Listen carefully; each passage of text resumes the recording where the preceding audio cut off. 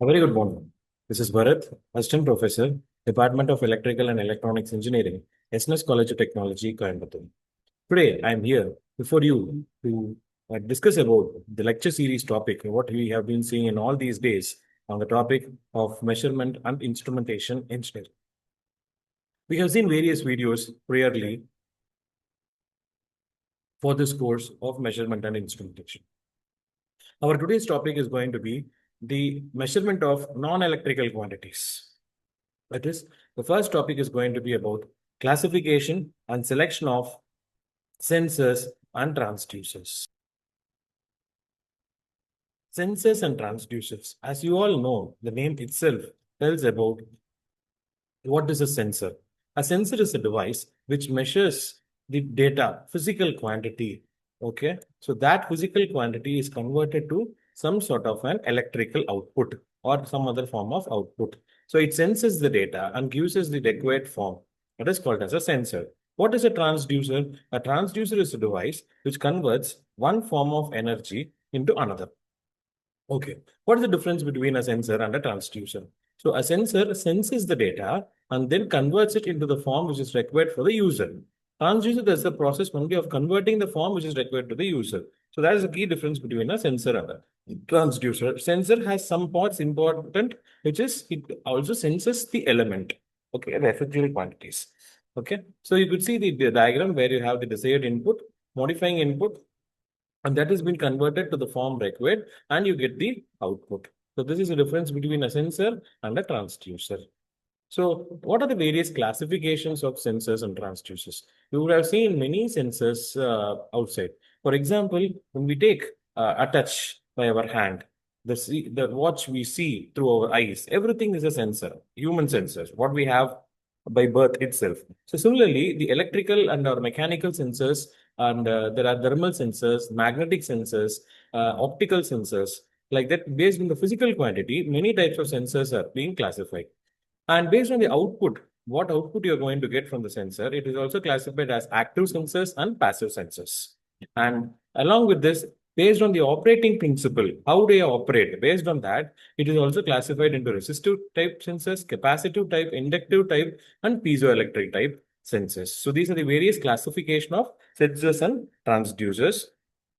So when we just see about the overall classification, a classification of an active transducer has been divided into many types, that is thermoelectric, piezoelectric, photovoltaic, electromechanical or electromagnetic, chemical, and others. So all the name itself suggests thermoelectric means so temperature to electrical conversion. Piezoelectric means radiation to electrical energy conversion. That is piezo effect. That is photovoltaic is the light to electrical conversion, electromechanical, electrical to mechanical or electrical to magnetic, chemical into chemical to electrical or electrical to chemical, and other classifications. So these are the various types of transducers under active and passive category. And analog transducers, we know analog is the which is the continuous data, not with zeros and number ones. So analog transducers, there which has a continuous output signal, voltage and current output proportional to the input. So continuously, whatever the input is being given, the output will be generated by the device. Such type of devices are analog transducers. When you come to the digital transducers, it is a discrete data. We all know digital is zeros and ones. So the data will be either on or either off. So that will be a digital data. So that is called as the digital transducers based on the output.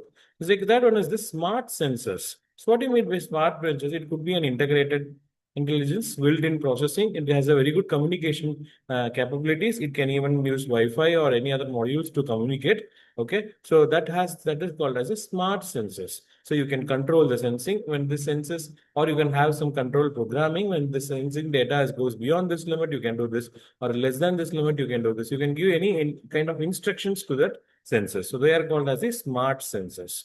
So what is the selection criteria for sensors and transducers? There are several selection criteria. Some of them have been listed here. One is called range and span. So how much distance or how much area you need to cover. Accuracy and precision. How accurate the data is going to be. Resolution. Okay. The change or the smallest detectable area. Response time. How speed it responds. Environmental conditions. Under which conditions it works. So cost and availability. So these are the various selection criteria before selecting a transducer. For a small work, you cannot select a big transducer or a big sensor, which has a very high cost and you cannot implement in normal days. So the selection of transducers is based upon different category. So when you take a specific task, so based upon its nature, who is going to use, based on that, you have to classify the sensor and use the appropriate sensor or transducers. So this is what the example of selection criteria for sensors and transducers. Okay.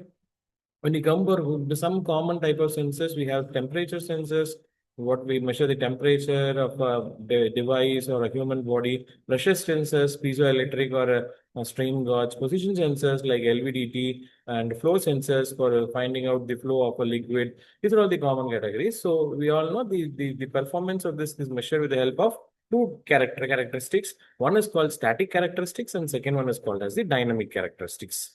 So sensor selection process is also explained over here. How do we sense? How do we select? How based on what categories we discuss? Okay, so it has various applications in industries, medical industries, automotive industries, environmental monitoring, smart building, etc. So thanks for watching this video. Let's meet in another video with some other topic. Thank you.